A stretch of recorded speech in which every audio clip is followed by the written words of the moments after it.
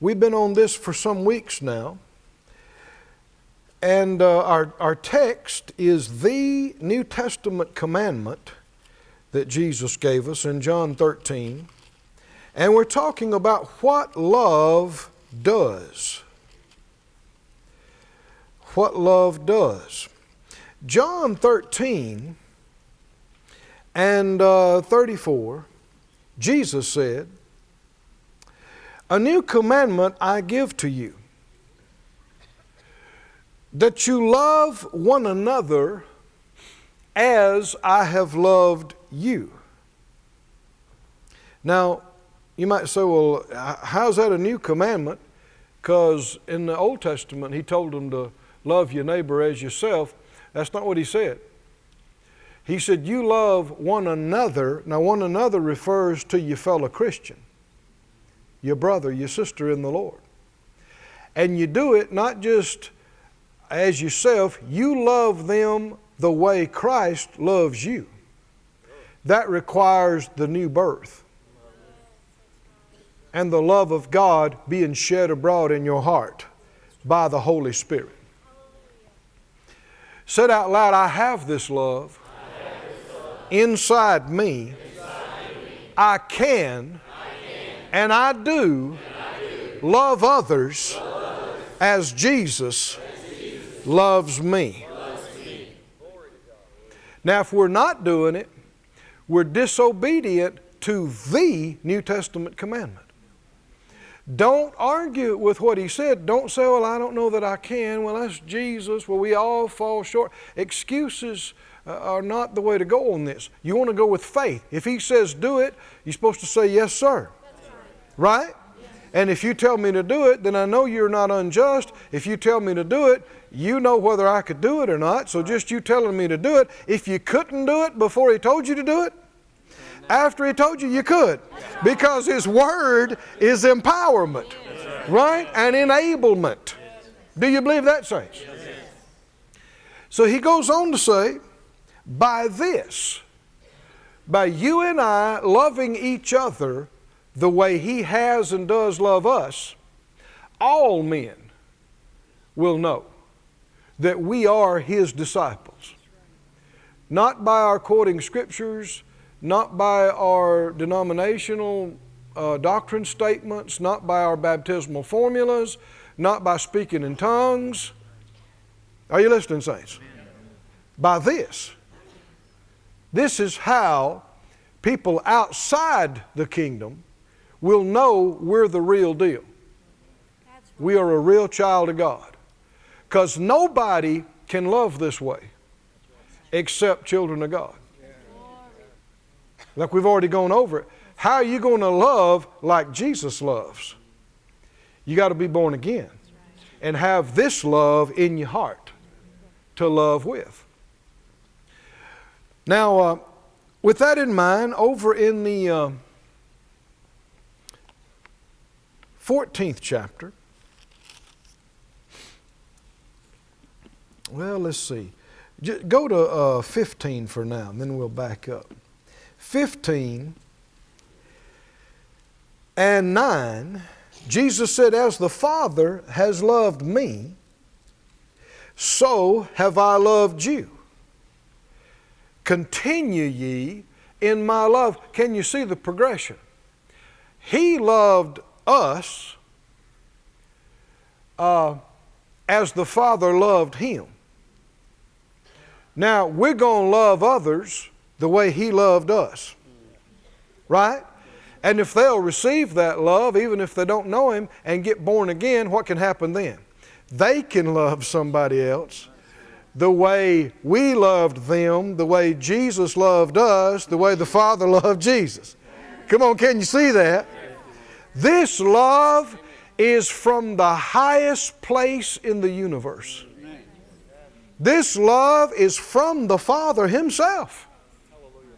There is nothing greater, never will be, anything greater than this love that God is.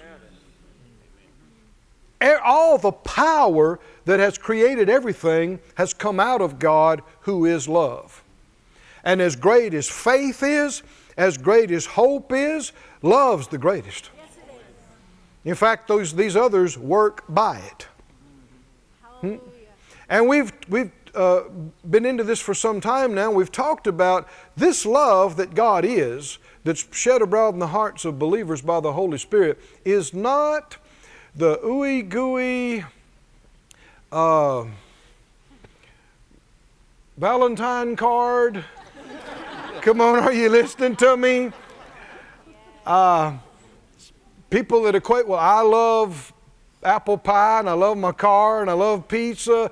Love has been so contorted and so twisted and so muddied up that most folks don't have much of an idea what it really is. And a whole lot of what people call love has got nothing to do with the love of God. And we're going to tap into some more of that now. But if this is the first time you've been with us in this series, we've already covered a lot of ground. So take advantage of the materials. Get you a CD or a DVD. Go online, download it. All the previous messages won't cost you a penny. No. And around here we got a saying. Right.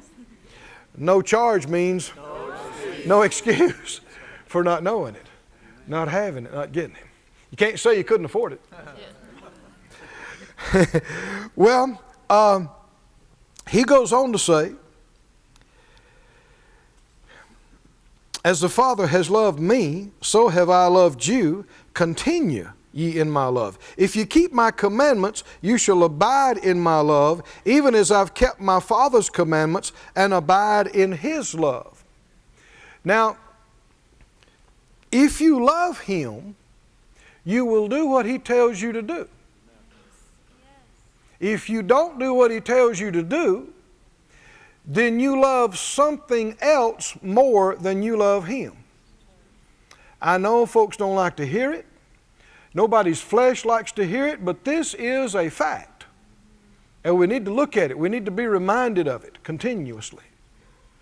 A lot of folks making the wrong choices is not as innocent as it appears to be. In the 14th chapter, back up to that. You said you're believing with me, right?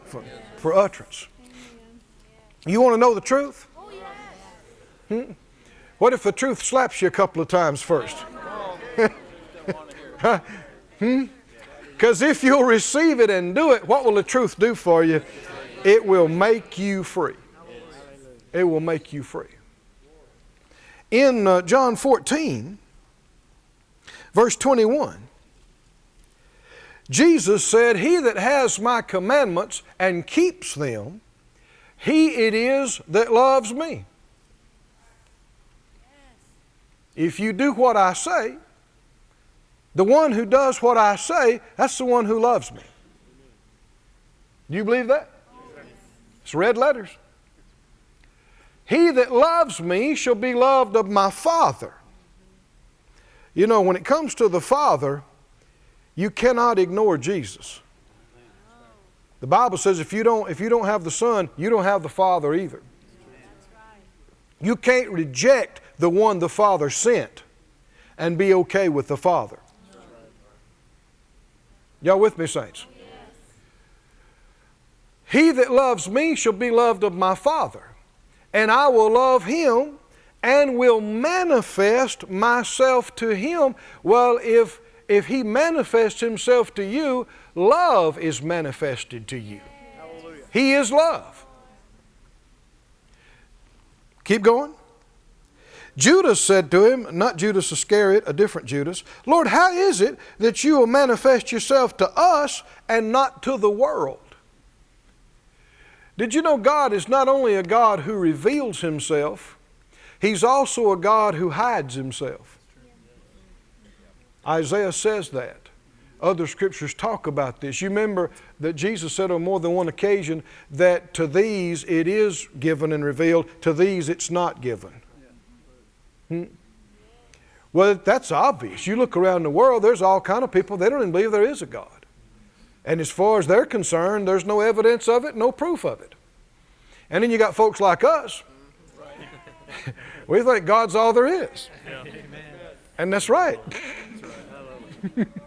Huh? And we see Him all over the place. Right? And it's not that, it's not a matter of intelligence. It's a matter of, do you love Him? How can you tell if you love Him? That was 3 people. How can you tell if you love Him or not? You'll do what He tells you to. Now what if you don't do what He tells you to? What does that show? It shows that something else is bigger in your life than He is. And you love something else more. Now keep reading. Jesus answered and said, if a man loves me, for the second time, he says it. If a man loves me, because he asked him, how are you going to do this? How are you going to show yourself to us without showing yourself to everybody? He said, again, if somebody loves me, they will keep my words. And my Father will love him, and we will come to him and move in with him.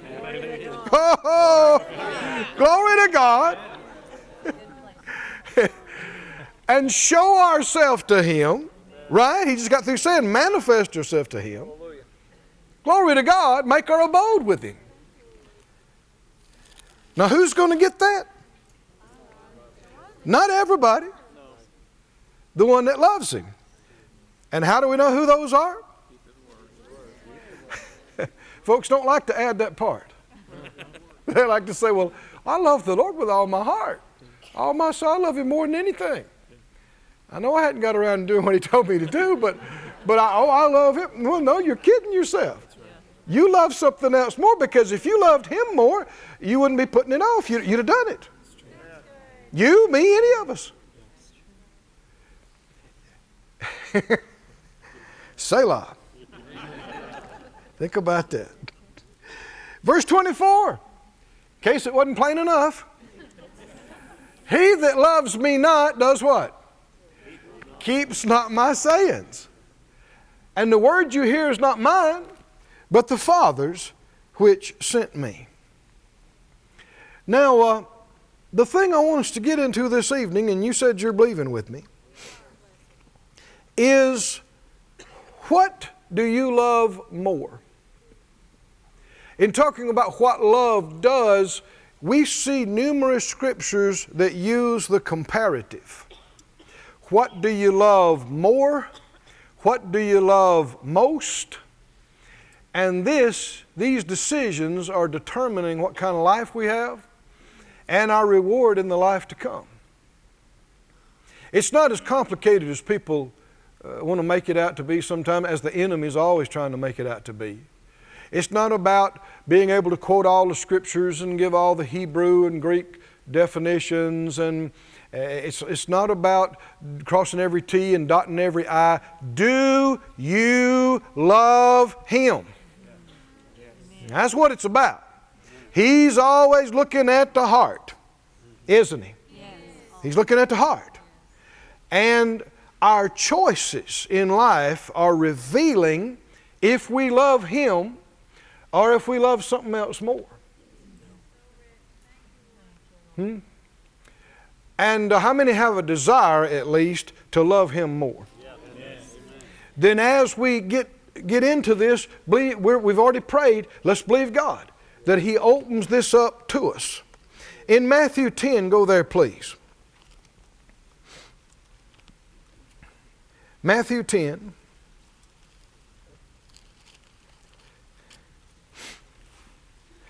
You know, people like to play games. And people like for everything in church to just be nice. And we all love the Lord, of course. Well, the truth is, a lot of folks don't. They don't. And the truth is, a lot of folks only love him this much. Other folks love him this much. And the ones who love him more are going to see more of him and know more of him and get used in things that other people don't. And be aware and be made a part of things that other people are not. And it is completely just and fair. Because they loved Him more, believed Him more, followed Him further. Were willing to sacrifice more, go further. And that qualified them. I said that qualified them. In Matthew, the 10th chapter and the 37th verse, notice this. Jesus said, Matthew 10:37, he that loves father or mother, what? More than me, is not worthy of me. He that loves son or daughter more than me is not worthy of me. Did you hear the phrase, more than? It's great to love your mother and father.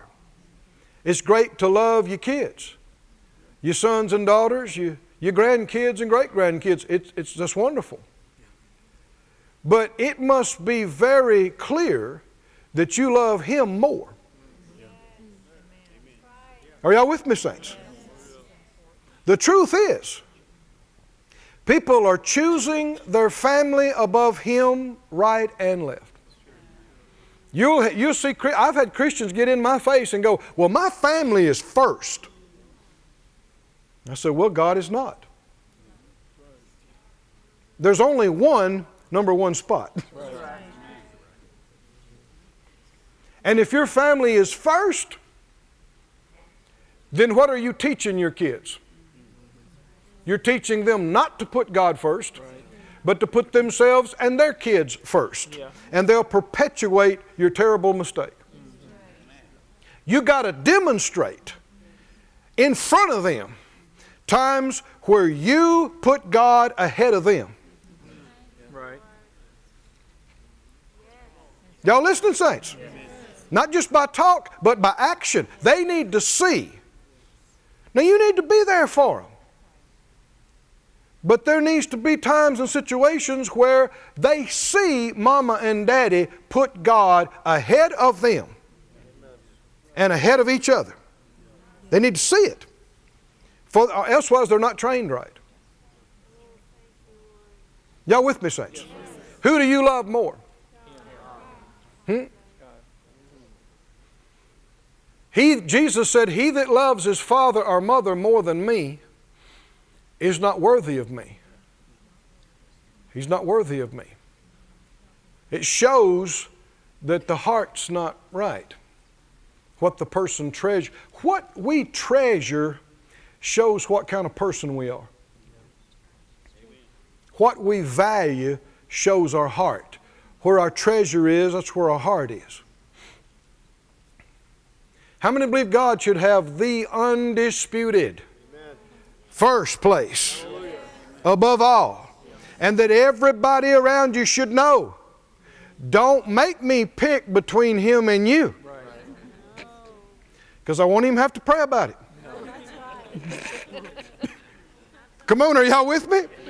I love you. But don't tell me I have to pick between Him and you. Don't do that. Because everybody should know. I mean, if He's Lord and Savior, what does that mean? Lord. Somebody say Lord. Lord. Is He your Lord? Oh, yes. See, a whole lot of folk, He's their Savior, but He's not their Lord.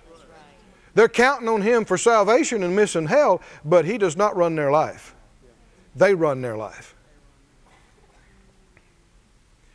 So here he brings up the issue of who do you love more? And it's a question that we should ask ourselves. Go with me to 1 John, please. The 2nd chapter.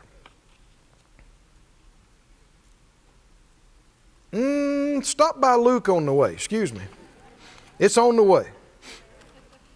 Luke 9. Y'all said you were believing with me, right? Tell me again why you love the truth. It'll set you free. If our priorities need to be adjusted, do you want to know it? If we need to make some adjustments, do you want to know it?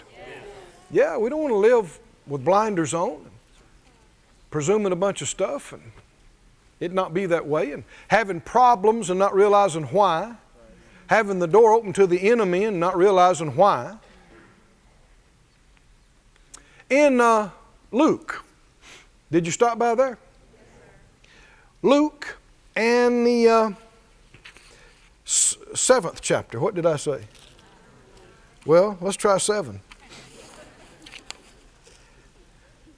No. Both of them's right. But I want 9 right now. That's what did it to me. Because they're both on here. Luke 9, and towards the end of the chapter here,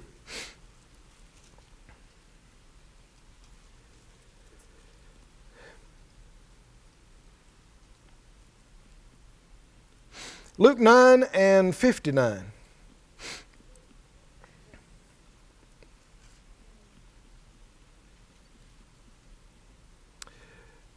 Jesus said to another, "Follow me." Now, if you love Him, what will you do?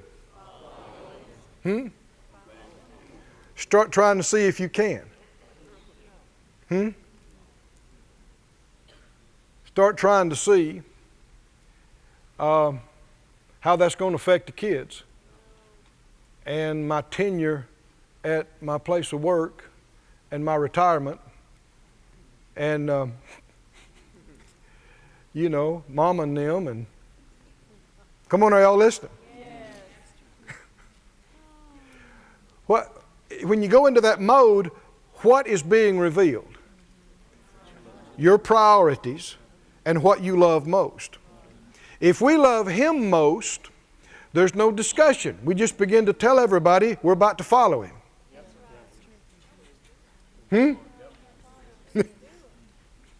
Well, we're having fun tonight, aren't we? Follow me. And he said, Lord, let me first go and bury my dear old daddy. What he's talking about is, when daddy dies. When daddy dies, I need to take care of that. And Jesus said, yeah, you got to take care of your family.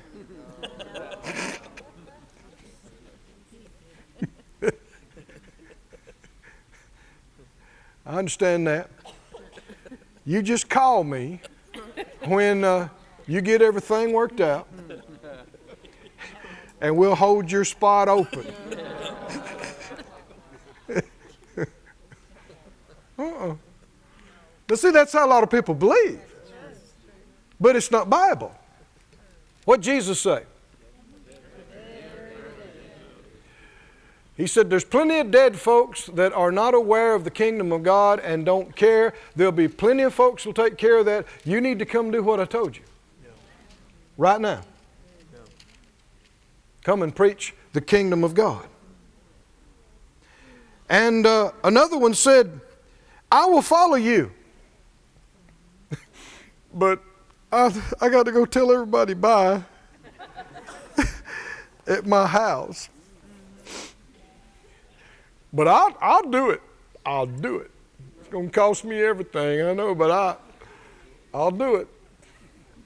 But let me at least tell Mama and them bye. Why you say it like that? Because of the next verse. Verse 62, Jesus said, no man putting his hand to the plow and looking back. Is he looking back? Yes. What's he doing? Regretting what I'm having to leave and what I'm having to give up. He said, you're not fit for the kingdom. Yeah. We don't need people like that. Why? Because it is the greatest privilege in the world to follow Him. And for Him to call you and say, come over here, I'm going to use you, I'm going to do that. All of us will be gone from the planet in a few more breaths. Come on, do you know this? and all the little fences you built around your house and all the stuff you did with everybody at the club is not going to mean a thing. Right. Nobody's even going to know it. No. That's right. The greatest thing you ever did for Mama and them and Bubba and Sissy and them is to follow God all the way.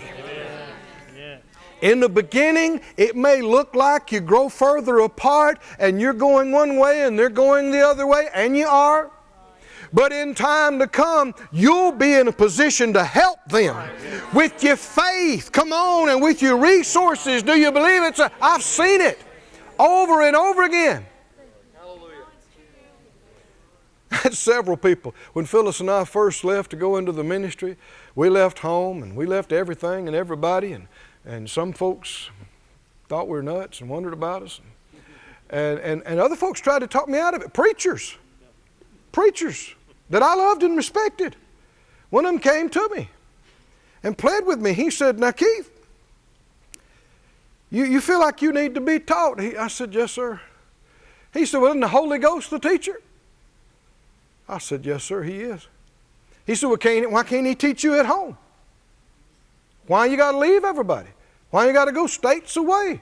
People you don't know." He said, "We don't have many young people like you in the church that love God and want to serve. I need you. We need you." Man, it pulled on me. And some of the questions he's asking, I couldn't answer because, is the Holy Ghost the teacher? Yeah. Can He teach you here? Yeah, guess so. Then why you got to? I finally had to say, I don't know why. I just got to go.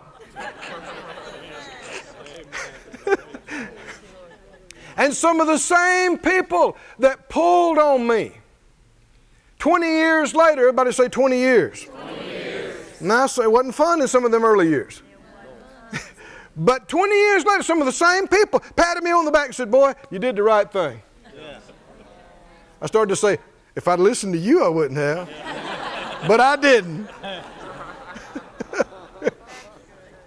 But in the process of time, the Lord put us in a place where we were able to bless them and have resources to help them and their ministry that we never would have had if we'd have stayed with them and not done what the Lord told us to do. But none of that is the big issue.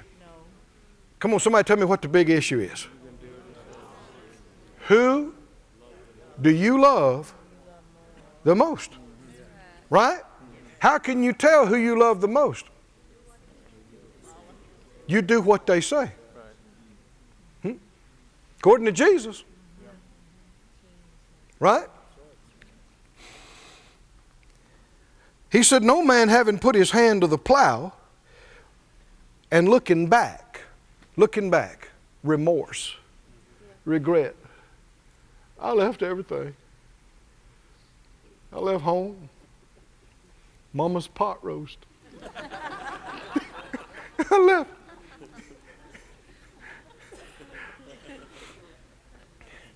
Nothing down here is going to stay the same.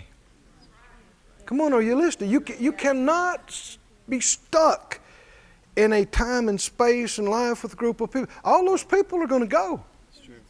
You're going to go. Nothing's going to stay the same. How many think we ought to be finding out what we're supposed to be doing in the kingdom and doing that because precious time is ticking by? And in a few more days, we're not going to stand in front of the judgment seat of Mama and them. We're not going to give an account to our kids of what we've done in this life. I don't want the Lord looking at me and saying, "Keith, why didn't you do what I told you to do?" And me saying, "Well, you know, this one thought that, and this one didn't want us to do that, and you know how this one is, and this one begged and pleaded, and it just broke my heart." And do you think He's going to say, "Oh, I understand"? No. None of it's going to cut it. None of it's going to hold water.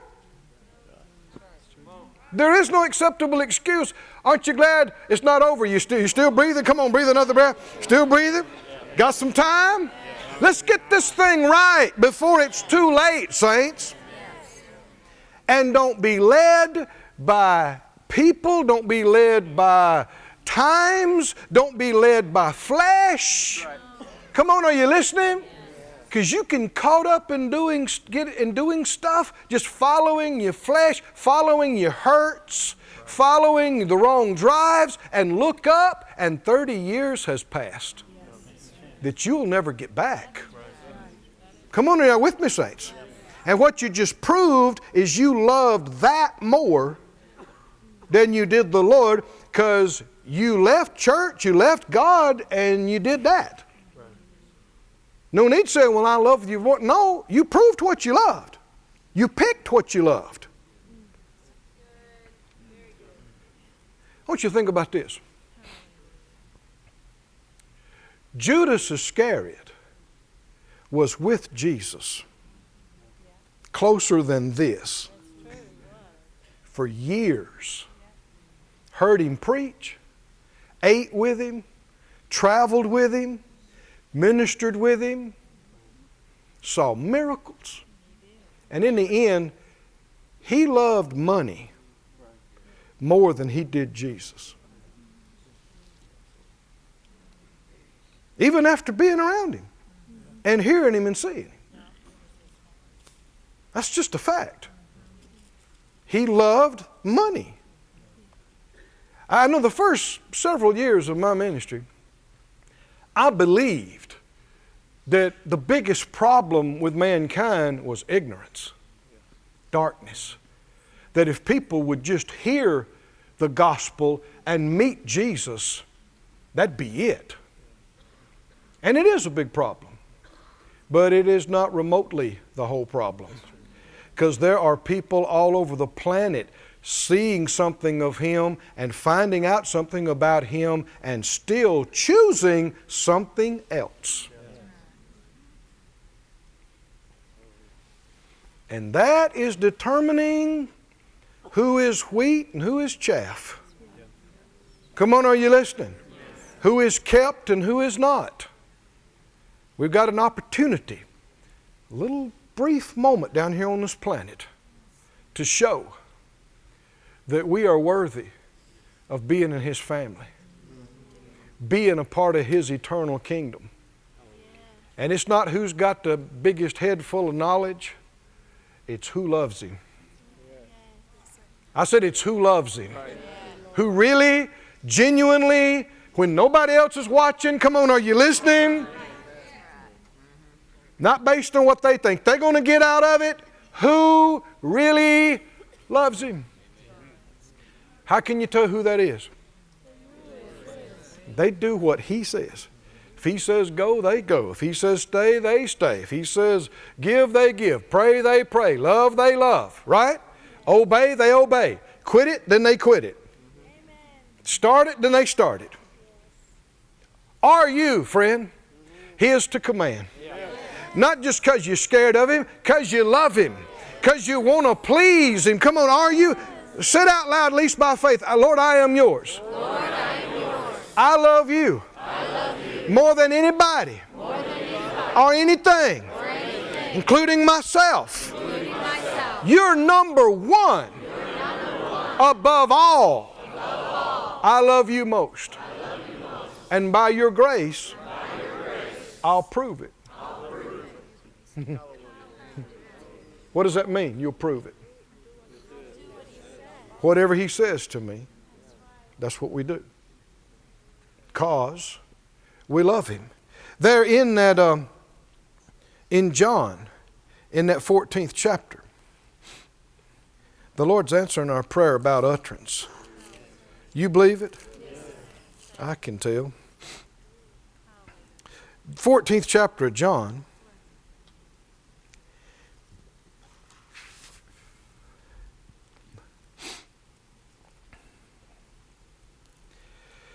Verse 28. Now when Jesus told them that He was going away, it upset them. And it shook them. And all of them said, no, no, no, we're going with you. Peter made some really big statements. He said, if everybody leaves you, I won't. He was talking about the other disciples too. Though all leave, I won't. And that was challenged, and he failed that test. You remember that? The Lord told him, before the night's over, you're going to deny me 3 times. And he argued with the Lord. He said, no, I won't. No, I won't. No, never. But he did. And listen to what Jesus says to them, and this begins to open our eyes. He said, verse 28, you have heard how I said to you, I go away, and I'm coming back to you. Now, when he told them that, they're sad. They're depressed. And most of us don't see anything wrong with that. He says, if you loved me, you'd rejoice. Say it out loud. If you loved me, you'd rejoice. Are they rejoicing? No. They're sad. They're down. What does that show? They're not thinking about Him. They're thinking about them, which is not the love of God. You with me, saints? He said, if you loved me, what would you do? You'd quit moping around here. You'd quit crying. You'd quit being sad. You'd start rejoicing, because I told you, I'm not just going into oblivion, I'm going to the Father. And the Father's greater than I am. So you ought to be happy for me.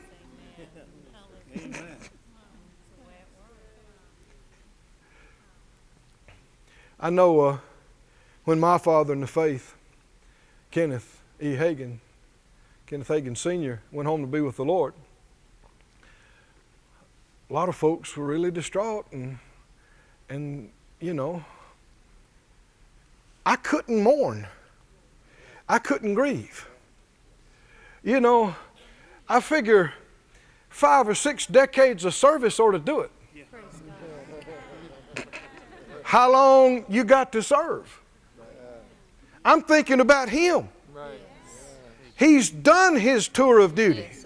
He obeyed the directive to teach my people faith. I'm part of the bunch he taught. Right? If I care about him, I got to be happy. If I'm sad, it shows I'm not thinking about him. I'm thinking about me. I say, well, it's normal. No, it's not for a child of God. We're supposed to operate on a higher level, saints. We're not supposed to be thinking continuously about everything, how everything affects moi.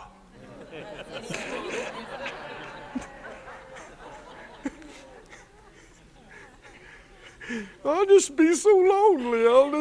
I'll just miss them so much. Well, I need them. Well, just forget about you, and all that goes away. I can't. Yes, you can. But that's the wrong answer. To say it accurately, you should say, I choose not to. Oh, friend, when you choose to live in this God kind of love, sorrow has no grip on you. Depression cannot hold you. You won't yield to it. You won't be fooled by the devil's tricks. You'll have victory, no matter what. He said, if you loved me, you'd rejoice.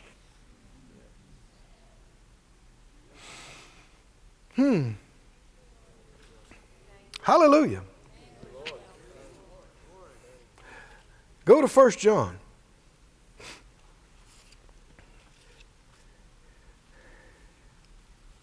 Thanks be to God. who gives me the victory. Gives me the victory. Gives me the victory. Thanks be to God. Gives me the victory through my Lord Jesus Christ.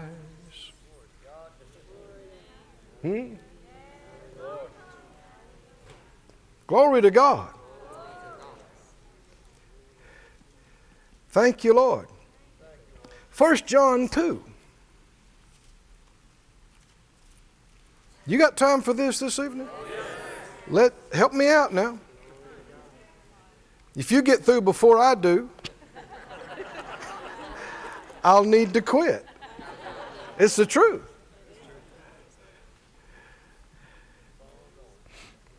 And of course, on the other end of it, I need to quit when I get through.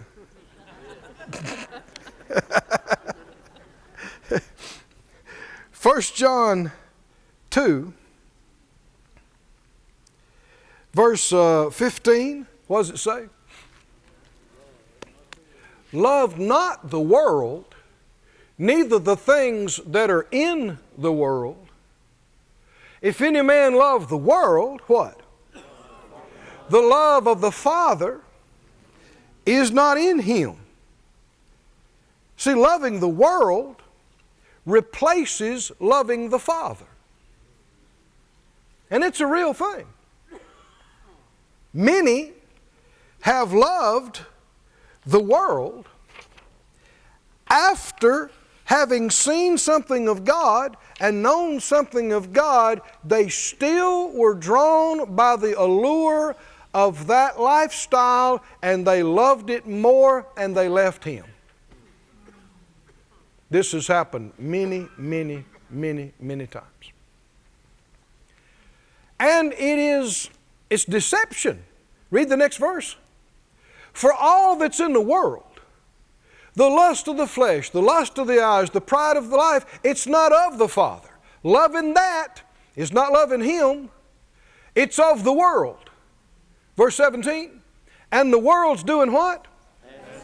When you're loving that, you're loving something you can't keep.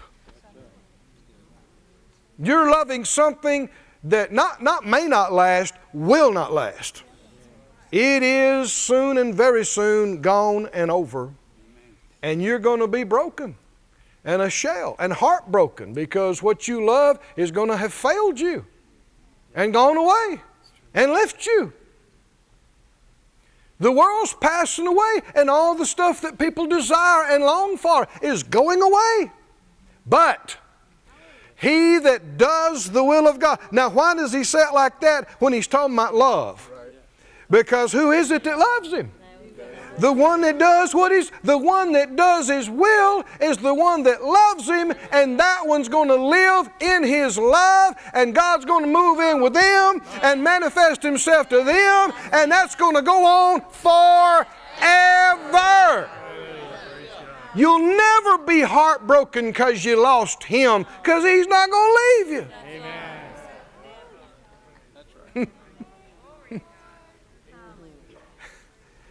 It's not going to happen. Oh, somebody say, thank you, Lord. Thank you, Lord. Glory be to God. What do you love more? There are many believers that have loved a lifestyle. They've loved a place. They've loved ungodly people and the things that they do. The atmosphere of a certain kind of a party, or promiscuity, or drugs and alcohol, whatever you want to say, the power of some kind of a feeling of influence. When somebody's scared of you, think you carry weight. There are many people who have known something of God, became acquainted with Him, and later on decided, I love that more. I want that. And if you want it, you can have it. You can leave Him. He won't leave you, but you can leave Him. You're a fool if you do. Because that stuff you're loving is going to leave you. Not might. It's certain to. Certain to. It's a flash in the pan. The Bible said Moses, he chose to suffer with the people of God rather than the pleasures of sin for a season. He knew what mattered, didn't he? He could have lived in the palace with everything that any kind of money or stuff could buy. But he saw that wasn't worth anything. A lot of folks not that wise. They grab it. Notice with me in 2 Timothy 4. 2 Timothy 4 and 7. Who do you love more? Who do you love more? Don't you want to be able to say this in a few days? I have fought a good fight. I have finished my course, and I have kept the faith. Woo! I want you to practice that. Get ready. Say it out loud. I have fought a good fight. I have finished my course. I have kept the faith. That means you loved Him more. And you did what He told you to do. And you kept doing it year after year and decade after decade. And verse 8, henceforth there is laid up for me a crown of righteousness, which the Lord, the righteous judge, will give me at that day. How many know that must be involved with that well done, good and faithful servant? You've been faithful over a few things, be ruler over much. Enter into the joy of the Lord. Not me only, but unto all them that what? Love His appearing. There are those who dread His coming. Not us. We love His appearing. Why? Because we love Him. We love Him more than anything. Anybody. So what's better than Him showing up? Can you say amen? Amen? Notice the very next verse or two here. Verse 9. Do your diligence to come shortly to me, for Demas has forsaken me. Why? Having loved this present world. Now you're telling me that somebody has traveled with Paul and worked with Paul and seen miracles and seen whole cities turn to God. And decide, I'm done with this gospel business. I'm going to Vegas.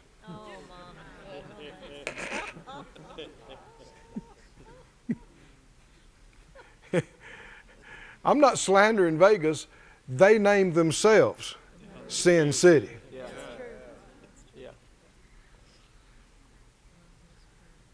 Having loved this present world.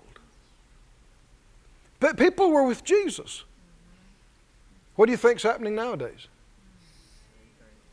There are folks that, did you know you can get used to anything? You can get used to the most amazing anointings and miracles and revelation. Did you know the children of Israel in the wilderness, they got so accustomed to manna falling out of the sky, they despised it. Remember that? Yeah. Man, this manna, I'm sick of manna. I'm up to here with manna. It's angels' food that falls out of the sky every day. You can get used to anything. And there were people that traveled with Jesus. And Judas came to the point where he wanted money more than this life that he had with him. Demas, he traveled with Paul, and he wanted something else. And the surprising thing is how pitiful of a thing people settle for. What glory people give up for the most trivial junk. Huh? A little geographic place, well, that's my old home place. It's about to be burnt with fire. The whole thing is going to melt. Not my home place. Yeah, yours and mine. Nothing down here is going to survive. Is that right or not? Elements are going to melt with fervent heat. Nothing down here is permanent. Everything down here is like a gallon of milk. It's got a date on it. And it's going to go bad. Huh? Everything down here. And to fall in love with this stuff and a little place and a little lifestyle and a little rabbit trail that you like to run through and say hi to the same people every day, and then you got your little routine, you know, thing. And to not obey God because you want to cling to that shows you are not worthy of it.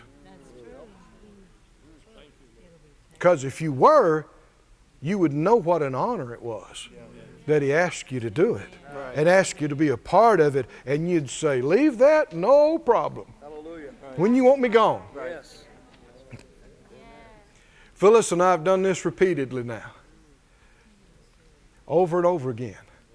So, you know, leave what you built and start over, and thank God that now we're seeing development of things that work together. But in your heart, you got to live in a tent. Like Abraham. If he says strike it and do this or do that, and this is not just for me. I heard somebody say, "Oh, boy, I'm glad I'm not a preacher like he is." Hey, these are not preacher verses. If you love Him, what will you do? Do what He says. I'll go where He sends me. I'll stay where He stations me. I'll give Him whatever He asks for. I'll do whatever He directs. Right? And be glad. Somebody say glad. Glad. Glad to do it. Glad to do it. Glad to do it. Go to the Gospel account of John. I'm thinking about closing.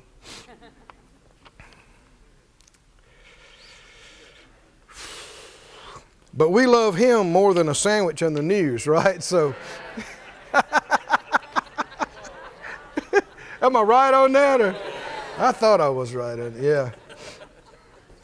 Yeah. John 21. John 21.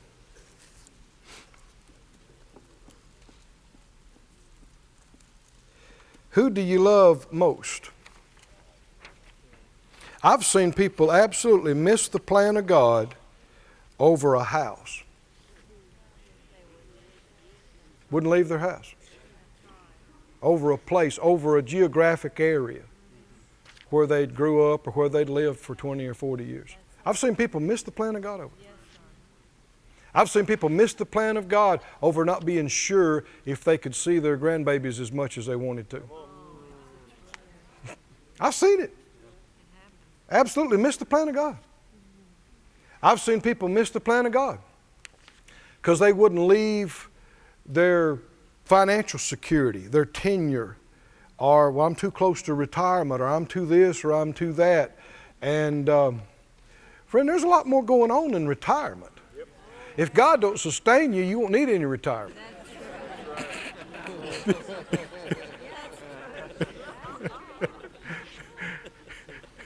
We're not just talking about making it for a few years. Quality of life is a very big deal. And if we abide in this love, He said that's how your joy will be full. In John, well, I'm moving a little too fast. Go to John 15. That's close by. And put up for us on the screen Hebrews. Well, Be ready. How about that? To put up Hebrews. I'll tell you the rest of it in a minute. John 15, we've read this over and over again, but Jesus said, we started reading it, we didn't finish it. He said, verse 10, if you keep my commandments, you'll abide in my love, even as I've kept my Father's commandments and abide in His love. The love that God is the most joyous place in the universe. There is no place of greater joy than in the manifested love of God.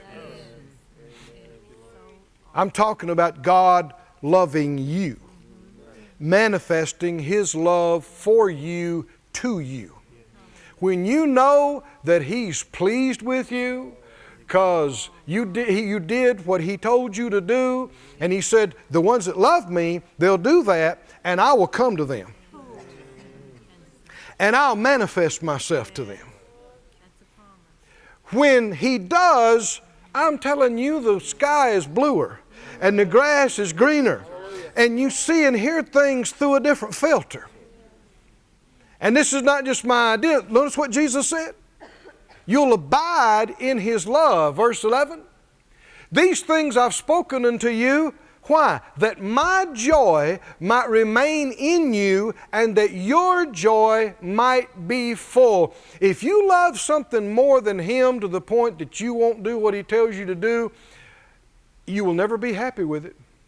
You might experience temporary pleasures of sin and temporary moments of worldly glory, but when that 2 hours is over, you'll go home lonely. Come on, are you listening? And broken. And it'll get worse and darker the further you go and the older you get. Did you hear me, saints? But when you go His way, even though people might mock you and it might look like you sacrificed and gave up what could have been a lucrative career to preach the gospel. He could have done this. She could have, and been miserable. They could have had a big house. They could have made a lot of money. Yeah, and what else? They could have blown their head off in that big mansion. Because it happens a lot. Right? At least poor people can imagine that if they got it, it would make them happy. But see, when you got everything and you're still miserable, you figure, I got nothing to live for.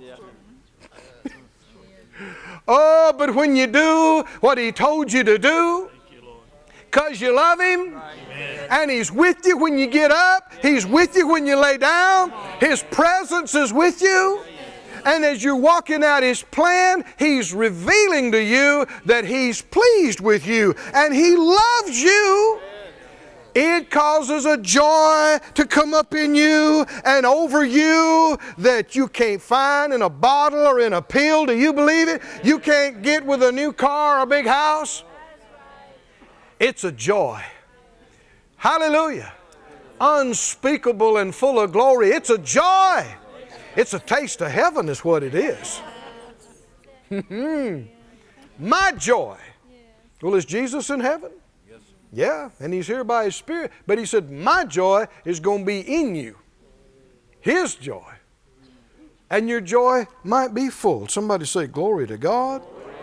Glory to God. Glory to God. Whew, I got excited and lost my place. Where were you holding?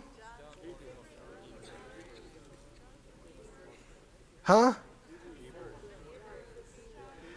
Yeah, keep holding it too. Put up Hebrews, Hebrews 1 and 9. Notice this. Hebrews 1:9 shows Jesus being the example of what He's just told us to be. He said, if you'll do what I tell you to, you'll abide in the Father's love, and my joy will be in you, and your joy will be full. Do you believe He practiced what He's telling us to do? Did he love the Father? In fact, yeah, that's the scripture I didn't read to you in John. That's why I'll pause just a minute there. Thank you, Holy Ghost. That he said that the world may know, this is the end of John 14, that the world may know that I love the Father. Let's go. He was headed to the scourging post and to the cross to demonstrate, to show everybody, I love the Father. How do we know he loves him? He will do what the Father tells him to do. You remember when he prayed in the garden, so Father, anything's possible with you. You can do anything, and if it's possible, let this cup pass from me. What? Nevertheless, I will do what you tell me to do. Why? Because I love you. The Father loved him like that. He's loved us like that. And we owe it to each other to love each other like that. Don't you agree?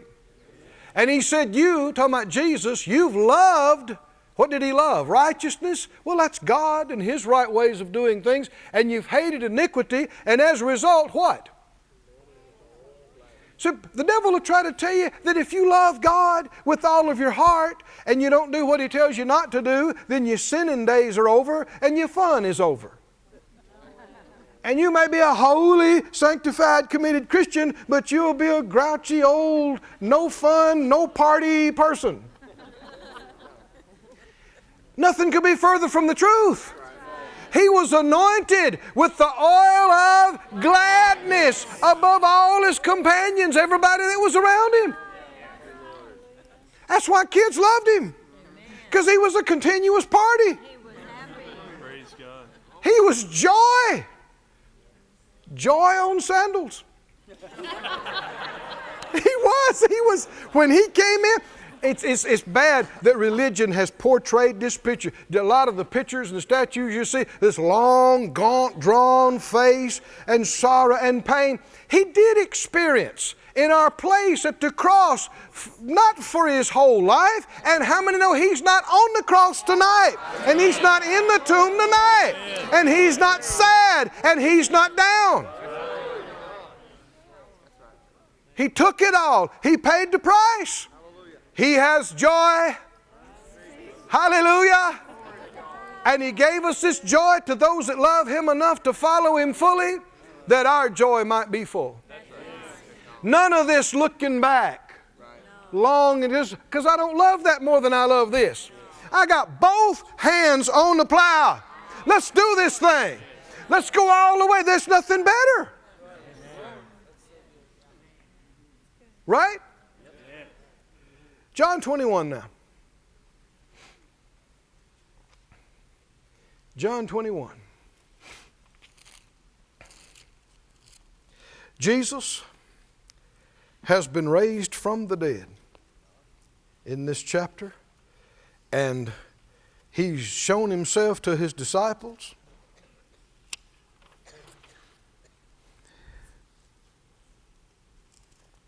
And down about verse 15, when they had dined, Jesus said to Simon Peter, Simon, what did he ask him? Do you know he is the same yesterday, today, and forever? Right? So if he asked that question then, he'd ask it now. If he asked it of Peter, he'd ask it of us. He said, Simon, son of Jonas, do you love me what? What? Not just do you love me, do you love me what? More than these. Why would he say that? Well, we've already talked about this in Matthew 26 and 33. Matthew 26, 33, when Jesus told him he was going away, and Peter answered him and said, though all men shall be offended because of you, yet will I never be offended. The today's English version says, Peter spoke up and said, I will never leave you, even though all the rest do. Well, who's all the rest? That's the rest of the 12. That's everybody around there. What's he proclaiming? Nobody loves you like I do. Nobody. And everybody else may leave you, but I never will. So now, on the other side of this, Jesus looks at him and says, Peter, you love me more than all these? What does he say? How many think it's a different tone this time? Now let's stop here. I believe Peter's a good man. I'm looking forward to meeting him. Great man. One of the pillars in the church that helped lay the foundation of the church. We should greatly love him and respect him. And I believe when he told Jesus, I will die with you, I believe he meant it with every fiber of his being. And when it all started coming down, you know what he did? Big old lumbering fisherman whips out his blade. How many know a fisherman fighting trained soldiers? What do you figure is going to happen next? You about to die, right? But he figures he's going to get a couple of good ones in on his way. He planned to die with Jesus. But, oh friends, learn a lesson. Jesus said, put up your sword. Put it up. Basically, the things that have been prophesied, they got to be fulfilled. And I got to take the cup that's been given me. And he let them take him. And when that happened, all of them just, they were stupefied. They were dumbstruck. They thought, they never imagined this could happen. They've seen him walk through the midst of crowds and them trying to kill him. They've seen miracles. Never did they imagine. And here's the danger. When things don't go the way you thought they would, your faith will be tried, your love will be tried. And when you don't understand what's going on and why, that's when people failed big tests. And he stood out there and denied that he ever knew him because of fear and because of confusion. But friend, we can learn from these things. And we can make a commitment in our hearts and minds that no matter what happens, we know the correct response. There'll be a lot of things you don't understand. There'll be things happen you don't know why. There'll be things happen you were sure they weren't going to go that way, and they did go that way. Things happen you never imagined could happen. Lots going on down here. But in the midst of the worst situations, let me tell you how to get through. You look up through your darkness, you look up through your ignorance, you look up through your tears, you look up through the symptoms and problems, and you say, I don't know why, but I know this. I love you, and I'm going nowhere in life, in death.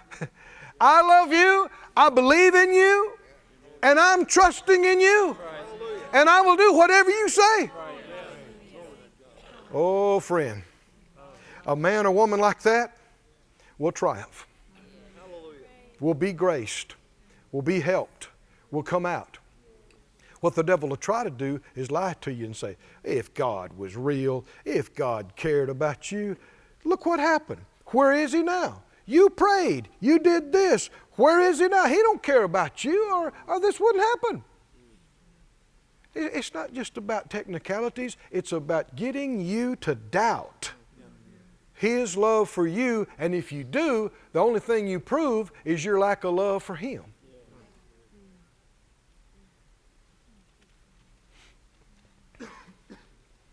How many made up your mind you want to be one of God's go-to guys? You know you don't know everything. You know you don't have all the answers. And God might be able to find smarter, faster, prettier ones.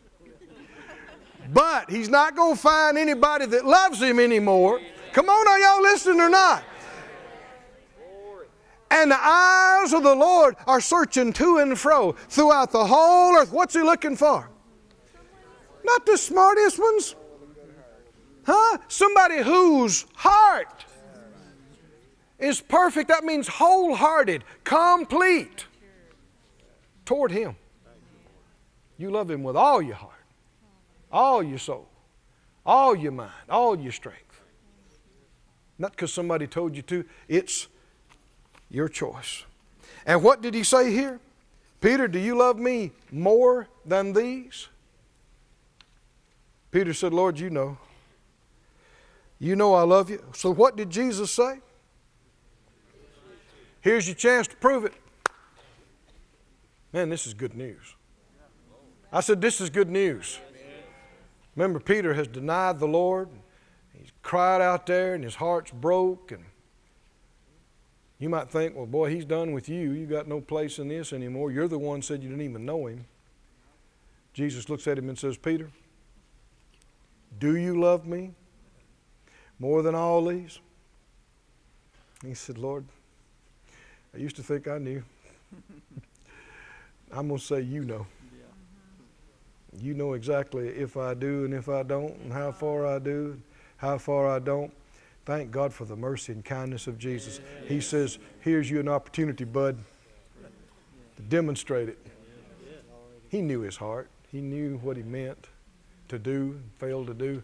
Feed my lambs. Why? If you love Him, you love what He loves. And there's nothing He loves more than His kids. His lambs, His sheep. He said, you love me, Peter? He said it to him again and again. What did He keep on saying? Feed my sheep, boy. Do what I'm telling you. I believe Peter did it. Don't you? Man, he hit the Acts 2. Preaching like a house afire, didn't he? Thousands getting saved. I believe for the next years and decades, as long as he had breath, he meant he's going to show the Lord that He does love him by taking care of His kids, taking care of His lambs, feeding His sheep. And aren't you glad you and I still could have some time? Even if we've come short some way in the past, we're still breathing. God's still on the throne. We could have days, we could have months, we could have years, right? To demonstrate this love. Stand on your feet, everybody.